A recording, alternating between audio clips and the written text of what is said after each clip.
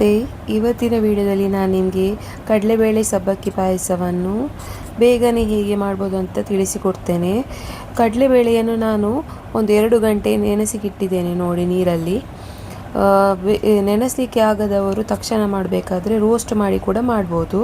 ಇದನ್ನೀಗ ನಾವು ಕುಕ್ಕರಲ್ಲಿ ಬೇಯಿಸೋಣ. ಕುಕ್ಕರಲ್ಲಿ ನಾವು ಸ್ವಲ್ಪ ಮುಳುಗುವಷ್ಟು ನೀರು ಹಾಕಿ ಇದನ್ನೊಂದು 5 ವಿಜಿಲ್ ತೆಗೆದ್ರೆ ಕಡಲೆಬೇಳೆ ಚೆನ್ನಾಗಿ ಬೇಯುತ್ತೆ. ಆನಂತರ ನೆನೆಸಿಟ್ಟ ಸಬ್ಬಕ್ಕಿ, ಇದು ಅರ್ಧ ಗಂಟೆ ನೆನೆಸಿದರೆ ಸಾಕು. ಸಬ್ಬಕ್ಕಿ ಅರ್ಧ ಗಂಟೆ ನೆನೆಸಿಡಬೇಕು. ಈಗ ಈ ಸಬ್ಬಕ್ಕಿಯನ್ನು ನಾವು 5 ನಿಮಿಷ ಕುದಿಸಬೇಕು ಬಿಸಿ ನೀರಲ್ಲಿ. ಇದು ಆಗ ಟ್ರಾನ್ಸ್ಪರೆಂಟ್ ಆಗುತ್ತಾ ಬರ್ತದೆ, ಅಂದರೆ ದಪ್ಪ ಆಗ್ತಾ ಬರ್ತದೆ.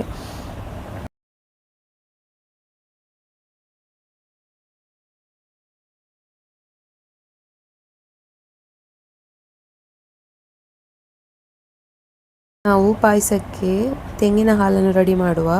ತೆಂಗಿನ ತುರಿ ಒಂದು 3 ಗಡ್ಡೆ ತಗೊಳ್ಳಿ. ಅದಕ್ಕೆ ಒಂದು 2 ಪಿಂಚಷ್ಟು ಏಲಕ್ಕಿ ಹಾಕಿದರೆ ಚೆನ್ನಾಗಿರುತ್ತೆ ಪರಿಮಳ. ಇದನ್ನು ಮತ್ತೆ ನಾವು ಮಿಕ್ಸಿ ಮಾಡಿ ತರಬೇಕು. ಕುಕ್ಕರಲ್ಲಿ 5 ವಿಶಿಲ್ ಆಯಿತು ನೋಡಿ, ಚೆನ್ನಾಗಿ ಬೆಂದಿದೆ ಕಡಲೆಬೇಳೆ. ಇದಕ್ಕೆ ನಾವು ಬೇಯಿಸಿದಂತಹ ಸಾಗು ಅಂದರೆ ಸಬ್ಬಕ್ಕಿಯನ್ನು ಆ್ಯಡ್ ಮಾಡಿ ಇದನ್ನು ನಾವು ಗ್ಯಾಸಲ್ಲಿ ಇಡೋಣ. ಬೆಲ್ಲ ಬೇಕಾದರೆ ನಿಮಗೆ ಇದನ್ನು ಕಟ್ ಮಾಡಿ ಹಾಕ್ಬೋದು. ಇದು ಹೀಗೆ ಹಾಕಿದರೂ ಕೂಡ ಕರಗ್ತದೆ. ಮತ್ತು ಏನಂದರೆ ನಿಮಗೆ ಪಾಕ ಮಾಡಿ ಬೇಕಾದರೆ ಇದನ್ನು ಹಾಕ್ಬೋದು.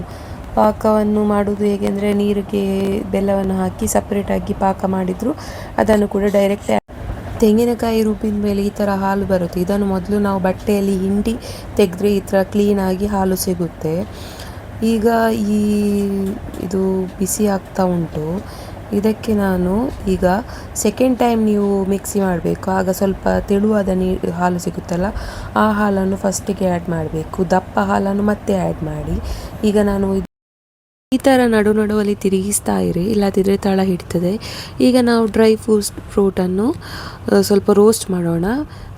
ಇದಕ್ಕೆ ಗೀ ಹಾಕಿ ನಾನು ಕ್ಯಾಶ್ಯೂ ಹಾಗೂ ದ್ರಾಕ್ಷಿ ಎರಡನ್ನು ಚೆನ್ನಾಗಿ ರೋಸ್ಟ್ ಮಾಡ್ತಿದ್ದೇನೆ ನೋಡಿ. ಈ ದ್ರಾಕ್ಷಿ ದಪ್ಪ ಆಗ್ತಾ ಬರ್ತದೆ, ಅಲ್ಲಿ ತನಕ ರೋಸ್ಟ್ ಮಾಡಿ.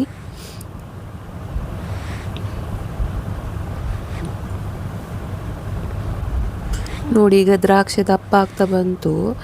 ಇದು ರೋಸ್ಟ್ ಆಗಿದೆ ಚೆನ್ನಾಗಿ. ಇದನ್ನೊಂದು ಸೈಡಲ್ಲಿ ಇಡಿ. ಈಗ ಇದು ಕುದಿ ಬರ್ತಾ ಉಂಟಲ್ಲ, ಈಗ ಮಾಡಿಟ್ಟ ಹಾಲು ಉಂಟಲ್ಲ, ಮೊದಲು ಮಾಡಿದ ಹಾಲು, ಆ ದಪ್ಪ ಹಾಲನ್ನು ಇದಕ್ಕೆ ಆ್ಯಡ್ ಮಾಡಿ ಇದು ಕುದಿ ಬರ್ತಾ ಉಂಟು.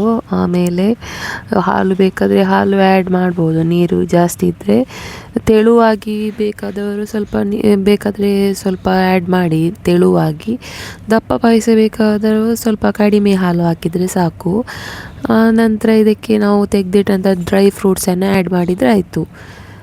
ಈಗ ನಮ್ಮ ಪಾಯಸ ರೆಡಿ ಆಯಿತು ನೋಡಿ. ಈ ವಿಡಿಯೋ ನಿಮಗೆ ಇಷ್ಟ ಆದರೆ ಲೈಕ್ ಮಾಡಿ ಹಾಗೂ ಶೇರ್ ಮಾಡಿ.